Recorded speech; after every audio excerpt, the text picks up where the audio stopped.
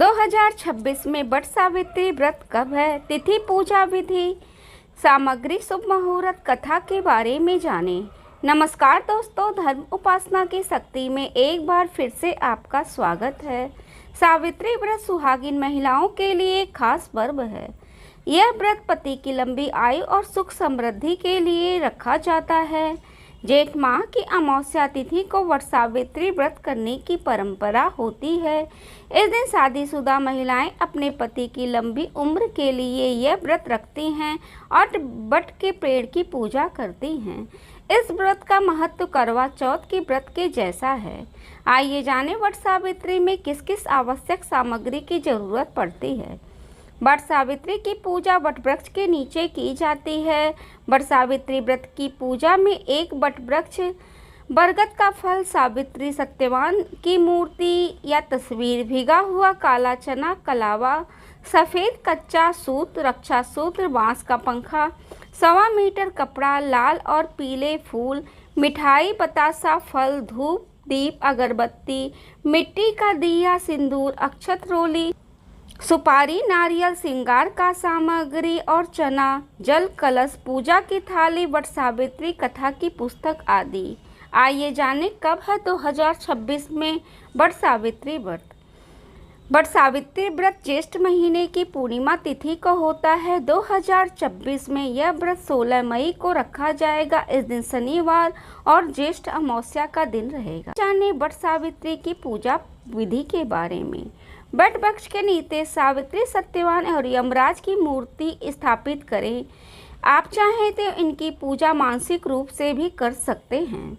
What वृक्ष के जड़ में जल डालें, धूप, फूल, मिठाई से पूजा करें, कच्चा चना चढ़ाएं, कच्चा सूत लेके वट वृक्ष की परिक्रमा करते जाएं, सूत के तने में लपेटते जाएं, उसके बाद 7 बार परिक्रमा करें।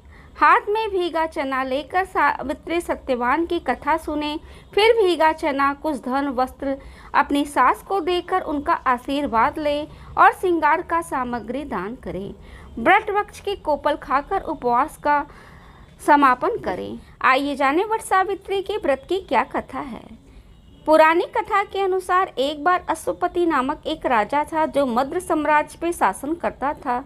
वह और उसकी पत्नी निसंतान थे। इस प्रकार एक ऋषि के कहने पर उन्होंने सूर्य देवता सावित्री के सम्मान में अत्यंत समर्पण और आस्था के साथ पूजा की। भगवान इस दंपति की तपस्या और भक्ति से प्रसन्न हुए और उन्हें एक कन्या प्राप्ति का आशीर्वाद देने का वरदान दिया। उस बच्ची का नाम सावित्री रखा गया क्योंकि वह भगवान सावित्री का दिव्य वरदान था। जैसा कि उसका जन्म अपने पिता की कठोर तपस्या के कारण पड़ा था। लड़की तपस्वी जीवन जीती थी। काफ़ी लंबे समय से राजा अपनी बेटी के लिए उपयुक्त मिलान खोजने में असमर्थ था। इस प्रकार उसने सावित्री को अपना जीवन साथी स्वयं खोजने के लिए कहा। अपनी यात्रा के दौरान उन्होंने राजा धूम्रसेन के पुत्र सत्यवान को पाया। राजा अंधा था और उसने सारा धन और राज खो दिया। सावित्री ने सत्यवान को अपने उपयुक्त साथी के रूप में पाया और फिर अपने राज्य में लौट आई। जब वह घर आई तो नारद मुनि वहां मौजूद थे। उन्होंने राजा को अपनी पसंद के बारे में बताया। उनकी बात सुनकर मुनि ने राजा अश्वपति से कहा कि इस संबंध को मना कर दें क्योंकि सत्यवान का जीवन बहुत कम बचा है, 1 वर्ष में वो मर जाएगा। राजा अश्वपति ने सावित्री को उसके लिए किसी और को खोजने के लिए कहा, लेकिन स्त्री गुणों के एक तपस्वी और आदर्श होने के नाते उन्होंने इनकार कर दिया और कहा कि वह केवल सत्यवान से ही शादी करेंगी, भले ही उनकी आयु अल्पायु हो या दीर्घायु हो। इसके बाद सावित्री के पिता सहमत हो गए और सावित्री और सत्यवान विवाह बंधन में बंध गए।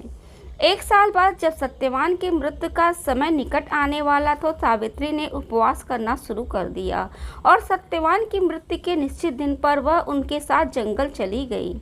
अचानक सत्यवान एक बरगद के पेड़ के पास गिर गया। जल्द ही यम प्रकट हुए और सत्यवान की आत्मा को दूर करने वाले थे तो सावित्री ने यम से कहा कि यदि आप उसे ले जाना चाहते हैं तो आपको मुझे अपने साथ ले जाना होगा क्योंकि मैं एक पवित्र महिला हूँ। उसके संकल्प और तपस्या को देखकर भगवान यम ने उन्हें 3 इच्छाएं मांगने का वरदान दिया। अपनी पहली इच्छा में उन्होंने राज्य का बहाली के साथ साथ अपने ससुर की आंखों की रोशनी मांगी।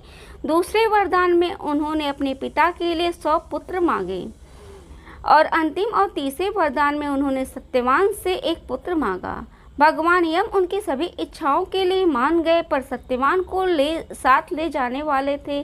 सावित्री ने उनसे यह कहते हुए रोक दिया कि उसके पति सत्यवान के बिना बेटा पैदा करना कैसे संभव है। भगवान यम अपने शब्दों में फंस गए और इस तरह उन्होंने सावित्री की भक्ति और पवित्रता देखकर सत्यवान के जीवन को वापस करना पड़ा। उस दिन के बाद महिलाएं अपने पति की लंबी दीर्घ आयु की प्राप्ति के लिए यह व्रत और पूजा और ये कहानी सुनती है। यदि आपको मेरी वीडियो अच्छी लगे तो उसको लाइक करें, शेयर करें, सब्सक्राइब करें एवं बेल बटन दबाना ना